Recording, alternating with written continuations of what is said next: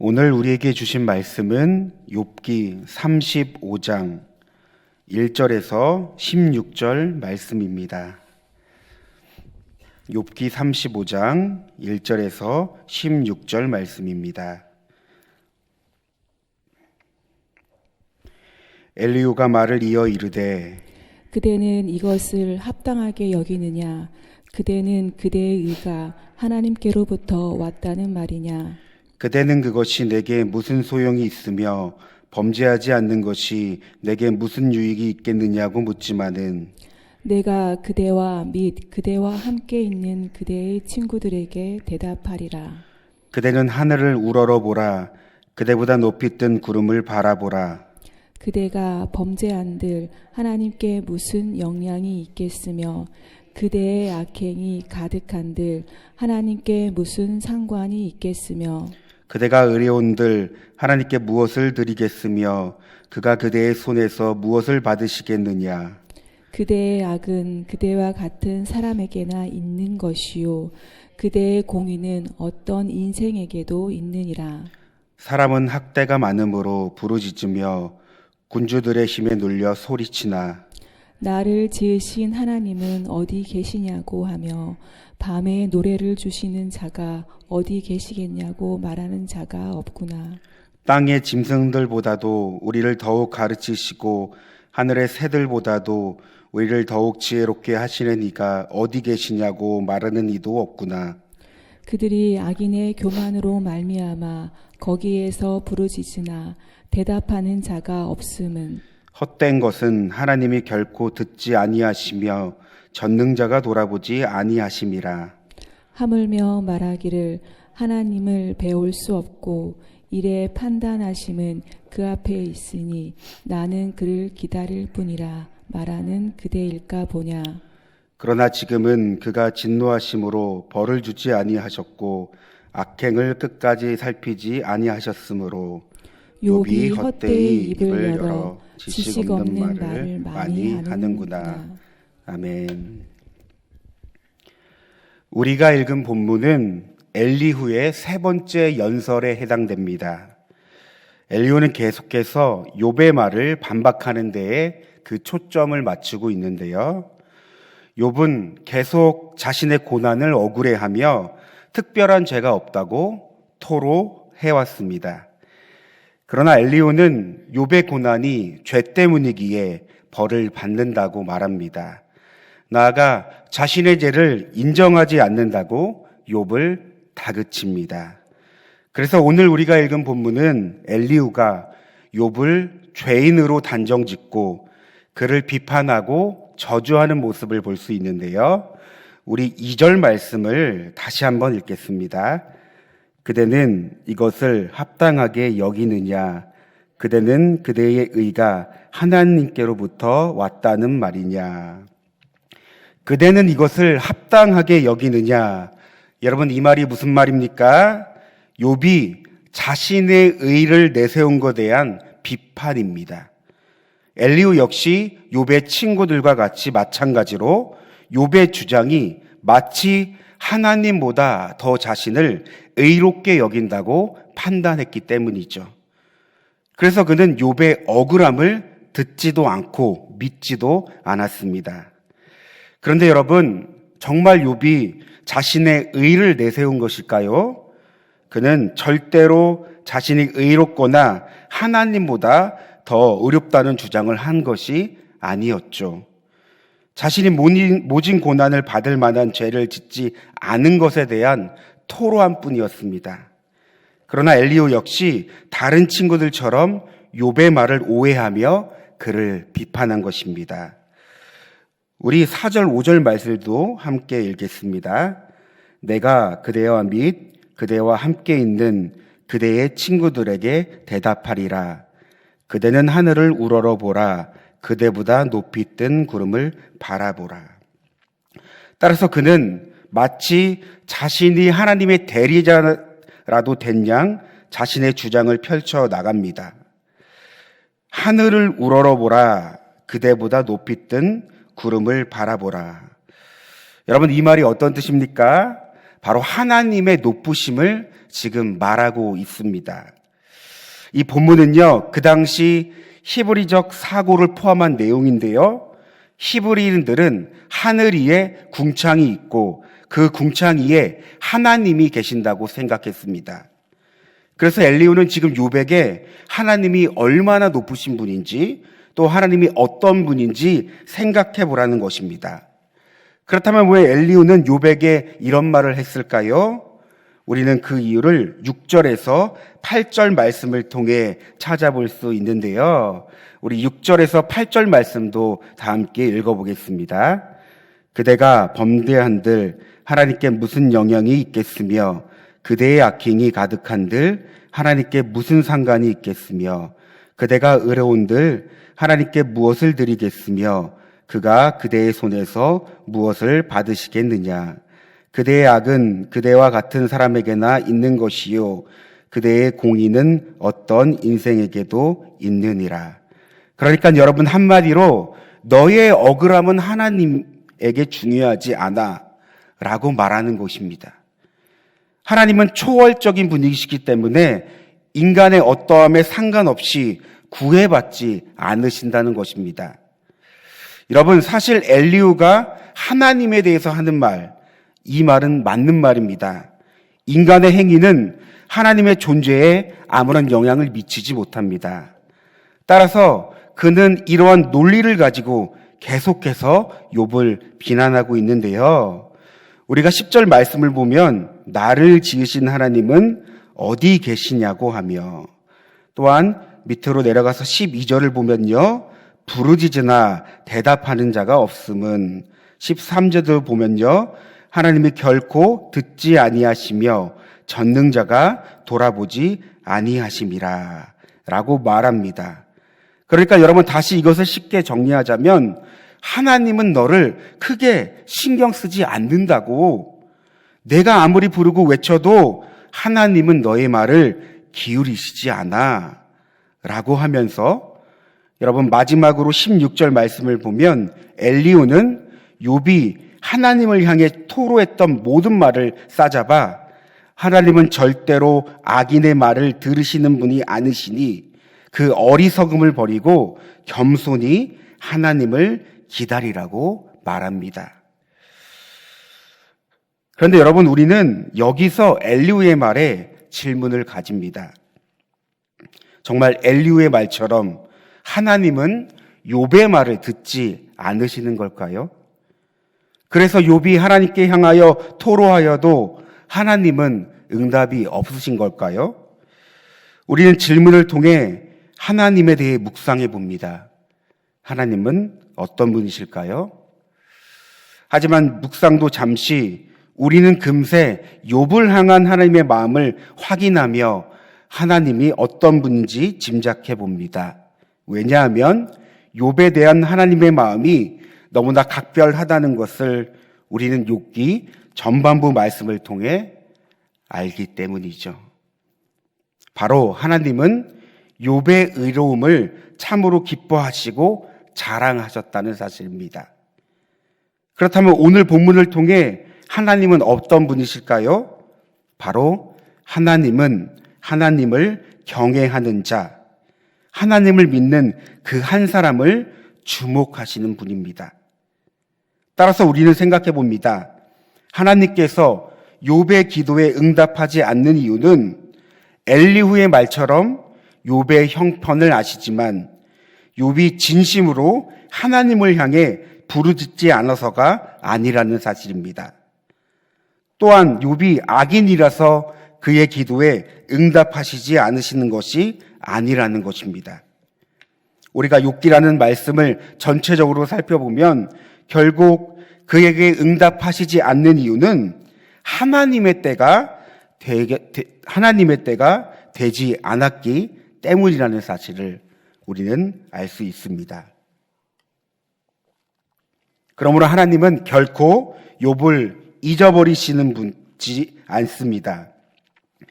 욥에게 응답하시는 분이라는 사실을 우리는 금세 알 수 있죠. 그런데 여러분, 오늘 이 말씀을 보며 욥의 하나님이 우리의 하나님, 나의 하나님이 되심을 오늘 본문을 통해 적용해 봅니다. 여러분, 하나님께서도 욥을 잊지 않으신 것처럼 우리를 결코 잊어버리지 않으시는 분입니다. 그분은 우리의 한숨, 우리의 신음조차 들으시며 기억하시는 분이십니다. 성경을 보면 하나님의 약속을 참 오래 기다린 사람들이 있습니다. 그들은 430년이라는 긴 세월을 기다렸습니다. 바로 하나님께서 그들의 조상들을 통해 말씀하셨고 약속하셨던 일들입니다. 그러나 그들의 현실은 너무나 비참했습니다. 노예의 신분으로 큰 고통과 고난의 삶을 살아야만 했습니다. 그러나 성경은 하나님께서 그들을 기억하셨다고 말합니다. 출애굽기 2장 24절에서 25절 말씀입니다. 하나님이 그들의 고통 소리를 들으시고 하나님이 아브라함과 이삭과 야곱에게 세운 그의 언약을 기억하사 하나님이 이스라엘 자손을 돌보셨고 하나님이 그들을 기억하셨더라. 여러분, 하나님이 어떤 분이십니까? 들으시는 분입니다. 기억하시는 분입니다. 돌보시는 분이십니다. 결코 잊지 않으시는 분입니다. 여러분, 그분이 우리의 하나님이십니다. 여러분, 우리가 하나님을 정확하게 알아야 하는 이유가 여기 있습니다. 우리가 하나님을 바로 알 때 하나님을 향해 우리에게 요구되는 반응이 있기 때문입니다. 여러분, 무엇일까요? 바로 그 하나님을 믿고 신뢰하는 것. 하나님을 향한 우리의 믿음입니다. 그러므로 오늘 본문은 또다시 하나님을 향한 우리의 믿음을 상기시켜 줍니다. 우리가 살아가며 이 땅 가운데 고난이라는 광야를 지날 때, 끊임없이 광야의 길을 걸어갈 때, 고난과 문제의 광야를 만날 때, 여러분, 우리에게 요구되는 것은 고난과 문제를 해결하는 것이 아니요, 고난과 문제 앞에 내가 여전히 주님을 신뢰하는가입니다. 내 안에 계시며 우리를 인도하시고 나보다 먼저 앞서가셔서 나의 길을 예비하시는 주님을 신뢰하는가? 내가 여전히 주님을 바라보는가? 이러한 문제가 우리에게 믿음의 본질이 되어야 한다는 것입니다. 시편 9편 10절은 쉬운 성경으로 이렇게 말합니다. 여호와여, 주의 이름을 아는 사람들은 모두 주님을 믿고 의지할 것입니다. 왜냐하면 주님은 주님께 오는 자들을 저버리지 않으시기 때문입니다. 주님의 이름을 아는 자. 여러분, 우리는 그 이름을 알고 있습니까? 그 이름이 모든 이름 위에 뛰어난 이름이 되시고 능력과 힘과 소망이 되신다는 사실을 여러분 믿으십니까? 그렇다면 그분을 신뢰하십시오. 주님은 우리를 반드시 기억하시며 저버리지 않으시는 분입니다. 말씀을 정리합니다. 오늘 본문을 통해 욥의 인생을 살피시며 이끄시는 하나님을 생각해 봅니다. 비록 이해할 수 없고 받아들이기 힘든 상황이지만 여러분, 하나님은요 가장 좋은 때에 욥에게 응답하시며 그의 모든 삶을 선으로 이끄셨습니다. 저는 오늘 본문을 묵상하며 저희 교회가 이번 학기 때 목장 교대로 나누었던 이 구원의 서정이 떠올랐습니다. 여러분, 구원의 서정 가운데 우리가 믿음으로 살아가며 밟고 있는 과정이 있다면 그것은 견인의 과정입니다. 견인이 무엇입니까? 우리를 끝까지 믿음으로 살 수 있도록 하나님께서 우리를 도우시며 이끄신다는 것입니다. 즉, 하나님께서 끝까지 붙들고 가신다는 것입니다. 그래서 여러분, 우리의 삶은 주님께 붙들려가는 삶을 살아야 합니다. 주님보다 앞선 삶이 아니라 주님이 나보다 앞서 가셔서 주님이 나를 이끄시는 삶을 살아야 하는 것이죠. 따라서 말씀이 우리를 붙들며 성령이 우리를 붙드십니다. 중요한 것은 나를 붙드심을 믿고, 나를 붙드시는 그 주님을 믿고 신뢰하는 것입니다. 사랑하는 성도 여러분, 오늘도 주님이 나를 붙드시고 이끄신다는 그 신뢰와 믿음이 나를 가장 안전한 삶으로 인도하여 주실 줄 믿습니다.